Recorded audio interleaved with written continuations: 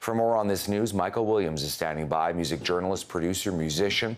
Michael, always good to have you on the program. What do you make? Always your good to be reaction here. to this news? Well, I understand the controversies and the complaints back in that day. What was, things that were good in yesterday aren't good today. So you might call him abusive.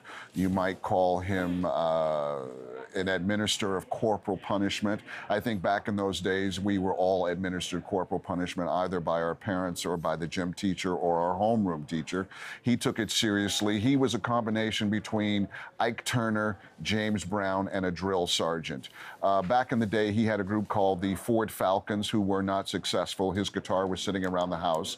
Tito picked it up one day and started noodling on it and gave him an idea. He looked at his three children and said, maybe, just maybe. And he started working them, and he was a drill sergeant. He was very serious about it, and the last one to join the group was Michael, because he wasn't sure whether Michael was old enough or not, and Michael was the cutest, but they were all pretty cute back then. And of course, there's always a Canadian connection. They were playing in Vancouver at a hotel. One of the groups signed to Motown was Bobby Taylor and the Vancouvers, and even though it has been said many times that Diana Ross discovered the Jackson 5, it was Bobby Taylor of Bobby Taylor and the Vancouvers. In Vancouver, he discovered the Jackson and brought them to Berry Gordy, and pretty much so the rest was kind of history. The first time I saw them was at the very first Miss Black America pageant, and it was outstanding. They did an Isley Brothers track, I believe, It's Your Thing and Who's Loving You, and America loved them from that point on. And without Joe Jackson, there would be no Jackson 5, there would be no Michael Jackson, no Jermaine Jackson. And if you ever have time, go to YouTube and watch the 17 minutes of magic from the tribute to Michael Jackson at Madison Square Garden. That tape is the most incredible piece of music film that you will ever see, because you will see them as a family, strong, hopeful, and just competing with each other on stage. Michael couldn't get away with just being Michael on stage with those guys. And now, let's see, let's try and get the names right. There was Marlon, Randy, Tito, Michael, and Jermaine.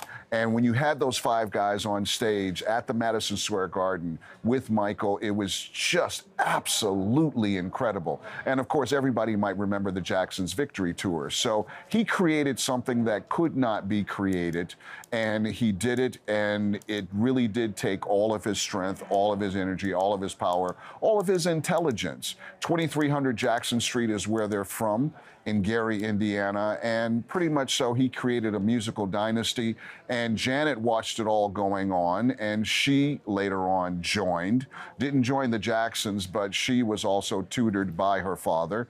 And then there was Rebe, which was the first daughter, and Rebe was a musician and a singer as well. I was honored to interview Janet a couple of times and meet some of the other Jackson family, and look, good, bad, or indifferent, he was their dad, so, kids always loved their father, no matter what they did, no matter what happened. And he worked them, he schooled them, he did really well. He gave them a career in music, which was very, very difficult, a successful career that's going on to today. They're still touring behind it. And of course, we are also sad because it is what just passed was the 9th anniversary of the death of Michael, which was one of the saddest times in recent history. So our condolences to the Jackson family. And he did it, and without him, there would have been no Jackson 5, no Jacksons, no Michael Jackson, no Jermaine Jackson, no dynasty. Michael, always good to have you with us on CTV. We appreciate you taking the time today.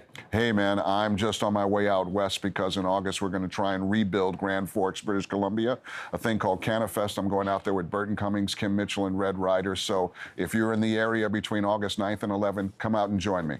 Love to see you. Michael Williams joining us from our newsroom. All right.